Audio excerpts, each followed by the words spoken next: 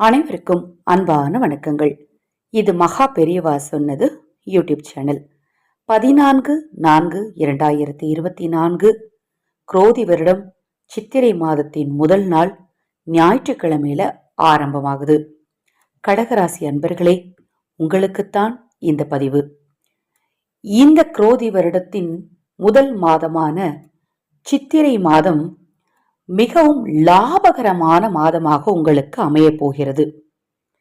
இந்த மாதத்துல 30 நாட்கள்ல உங்களுக்கு எந்த நாள் சாத்தியமோ அந்த நாள்ல இந்த ஒரு விஷயத்தை செஞ்சீங்க அப்படின்னா உங்கள் குடும்பத்தில் சந்தோஷம் அதிகரிக்கும், தம்பதிகளுக்கிடையே நெருக்கம் அதிகரிக்கும். வீட்டில் யாருக்காவது திருமண தடை இருந்தது அப்படின்னா அது நீங்கும். 11ஆம் வீட்டில் குரு பயணம் செய்வதால் மூத்த சகோதரர்கள் உங்களுக்கு உற்ற துணையாக இருப்பாங்க. ஷேர் மார்க்கெட்ல நீங்க முதலீடுகள் செஞ்சீங்க அப்படின்னா பணம் உங்களுக்கு சேர்ந்துகிட்டே இருக்கும். வேலை செய்யும் இடத்திலும் அத மாதிரி தொழில் செய்கிற இடத்திலும் இருந்த பிரச்சனைகள் நிச்சயமாக நீங்கும். கடன் தீர்வதற்கான நிறைய வாய்ப்புகள், நிறைய சூழ்நிலைகள் உங்களுக்கு உண்டாகும்.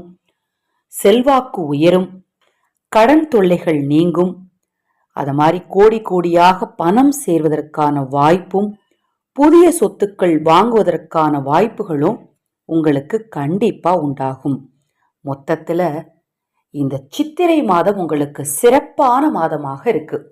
அதுவும் உடன் பிறந்த சகோதர சகோதரிகளால உங்களுக்கு நல்ல நன்மைகள் உண்டாகக்கூடிய வாய்ப்புகளாக இருக்கு.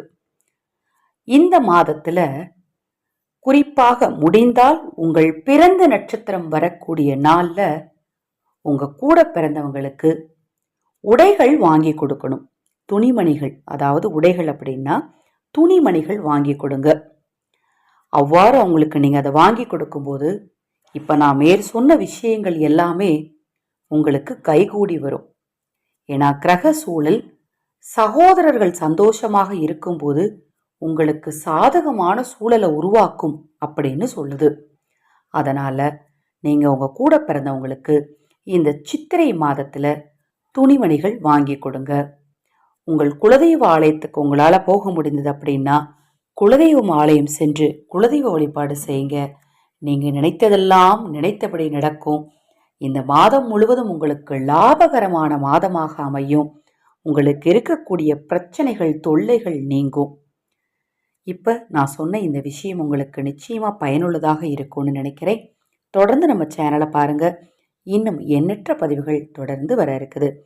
ஹரஹர சங்கர ஜெய ஜெய சங்கர மகா பெரியவா திருவடிப்பாதம் சரணம் சரணம். நல்லதே நடக்கட்டும்.